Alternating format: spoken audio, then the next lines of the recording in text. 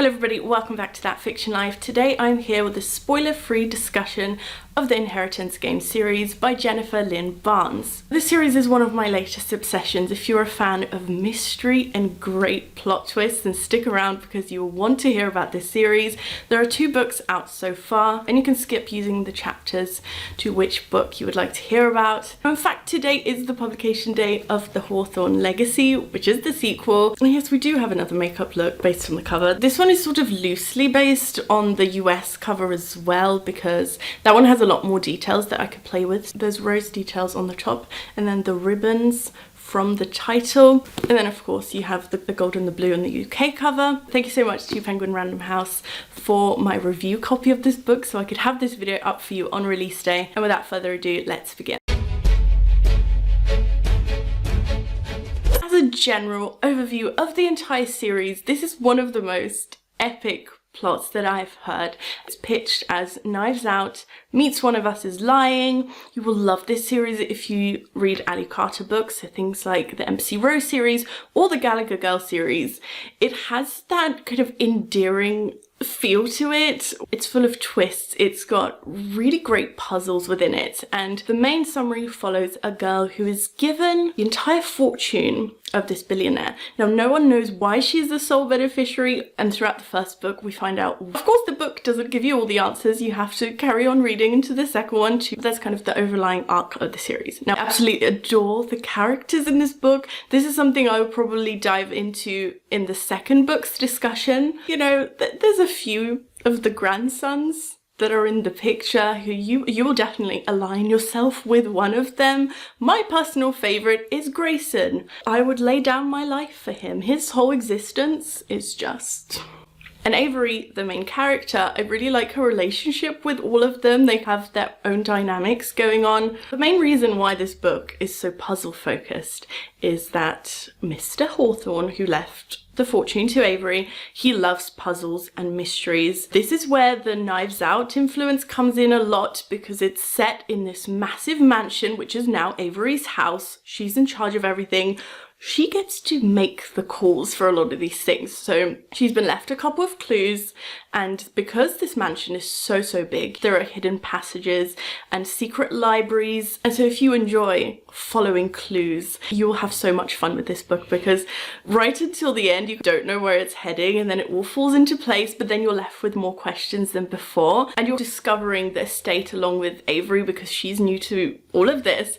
But this book also dives into how dangerous this whole situation is. On the face of it, you might think this is a dream come true. Avery's life changed within 1 second. She has to now have security with her at all times because various people, as you can imagine, are not best pleased. But it's just so chaotic in the best way. So that's what I'm going to say for book 1. As for book 2, if you have read book 2, let's hold hands. That book was not okay. This was a spoiler-free review, so don't worry, I will not reveal anything, but I am very emotionally traumatized after reading that. And I didn't expect to be, because book 1 is so much fun, but this one is downright scary. Now, I'll be talking about spoilers from book 1 at this point, so if you haven't read book 1 yet, please do depart this video so you are not spoiled on anything. Now, people that have read book 1, you have to read book 2. You just have to.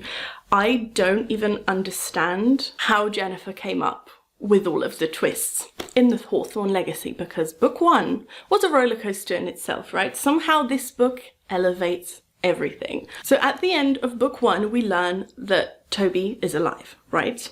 And you think this is heading in a very mundane direction, but trust me when I say this book goes to places that I never expected it to. I read it in 2 days. I practically didn't move the entire time. So I read this last weekend, and I'm still not over it. I haven't picked up a different book since. So now that I can talk freely about book 1, something that I really wanted developed in this book was the romance, because book 1 does claim to give you all those emotions, and then you can get into all these shipping wars between Jameson and Grayson. I feel like it didn't reach its potential, and you're kind of told that you're supposed to like Jameson and Avery's chemistry, but it just didn't convince me.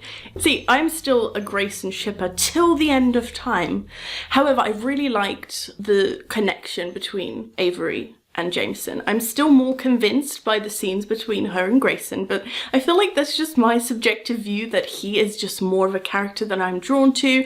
He's very detached, he's kind of sneaky, and he comes across as quite aloof, but we know that he's not. And if you've been on my channel before, you'll know the types of characters that I love. However, I was really surprised by Jameson in this book. Secondly, the family tree, if you can believe it, is more confusing. I think I'm going to have to draw a mind map for the third book, because you learn so much more about how the Hawthornes are connected to Avery's past. Avery herself, I feel like, has taken everything in her stride in this book. She's become more assertive, she knows what she wants, and I think that she's gained this confidence that she didn't have in book one, because of course this was all so new to her. Something also that was really unexpected for me was how emotional this book was. As I said, this is a really fun, entertaining series. This book pulled at my heartstrings so much, and it's all down to the dialogue. I think the dialogue in this book was absolutely fantastic. I love all the descriptions of the mansions and how atmospheric that side of the story is, but Jennifer is so good at dialogue. In her other series, The Naturals, if you haven't read that, you have to. It's one of my favorite mystery series. It's about these teenagers who work for the FBI and they use profiling to find this killer. I would highly recommend it. And the dialogue in that is still one of the best written in YA for me. This book is so much more dangerous than the first book. I do wish that some parts were more detailed than they were. It's quite a short book, but so much occurs that I think I wanted some downtime to actually process some of the big plot twists that happened. And speaking of the plot twists, I had to stare at the wall a few times. You just truly don't know who wants to murder you, and I think that's just part of the fun with this book, because you can't trust anyone. And I like that because it's not predictable. This is why you have to read this book immediately, because you want the answers. You want to know who has ulterior motives. When everything starts becoming clear, I was floored. So I would highly recommend checking out the sequel. That's all I'm going to say, but do let me know your thoughts. Have you read the series? Are you going to be checking it out? Thank you so much for watching this video. Make sure to give it a thumbs up and subscribe to my channel if you haven't already, and I'll see you next time. Bye!